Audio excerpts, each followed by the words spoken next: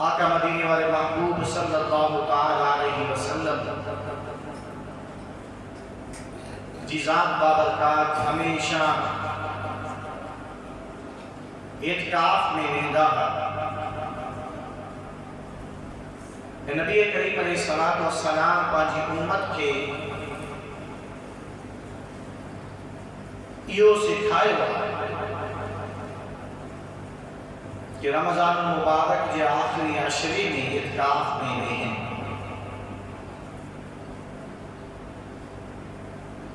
नबी करीम सल्लल्लाहु अलैहि वसल्लम के बारे में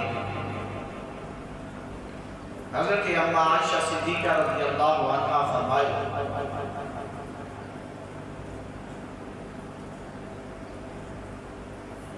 कि नबी करीम सल्लल्लाहु अलैहि वसल्लम काना याक़िफ़ुल अश्रल अवाख़िर मिन रमज़ान हत्ता तवफ़्फ़ाहुल्लाह। नबी करीम अलैहिस्सलाम पांजे विसाल मुबारक ताणी हर साल इत्काफ में रहंदा रहा। तो उम्मती के भी खपे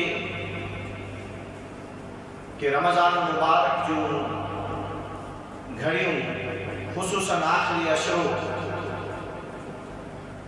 फजूल न मिल जाए, बल्कि इन आखिरी ॾींहंनि के रातनि खे कीमती समझी करे अल्लाह ताला के राज़ी करण की कोशिश करे। शान अल्लाह पाक असां सबके आखिरी ॾींहंनि जी ऐं आखिरी रातनि की कदर नसीब फरमाए।